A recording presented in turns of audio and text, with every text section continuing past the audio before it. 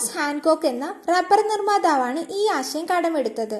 അദ്ദേഹം റബ്ബർ ഷീറ്റുകൾ ചേർത്തൊട്ടിച്ച് ആളുകൾക്ക് സ്വന്തമായി വീട്ടിൽ കൊണ്ടുപോയി ഊതി വീർപ്പിക്കാൻ കഴിയുന്ന ഒരു കിറ്റ് ഉണ്ടാക്കി. അങ്ങനെ ശാസ്ത്രലോകത്തു നിന്നും ബലൂണുകൾ കുട്ടികളുടെ കൈകളിലെത്തി. ഇത് വിപണിയിൽ വലിയൊരു തരംഗമായി മാറി. ആദ്യത്തെ റബ്ബർ ബലൂണുകൾക്ക് ചില പ്രശ്നങ്ങൾ ഉണ്ടായിരുന്നു.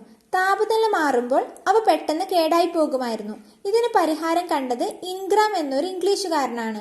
അന്തരീക്ഷ താപനിലയിൽ ഉണ്ടാക്കുന്ന വ്യത്യാസങ്ങൾ ബാധിക്കാത്ത രീതിയിൽ ഇന്നത്തെ രൂപത്തിലുള്ള ബലൂൺ അദ്ദേഹം രൂപപ്പെടുത്തി. അതോടെ ബലൂണുകൾ കൂടുതൽ ഈടു നിൽക്കുന്ന വിവിധ വർണ്ണങ്ങളിലുള്ള ആഘോഷ വസ്തുക്കളായി മാറി.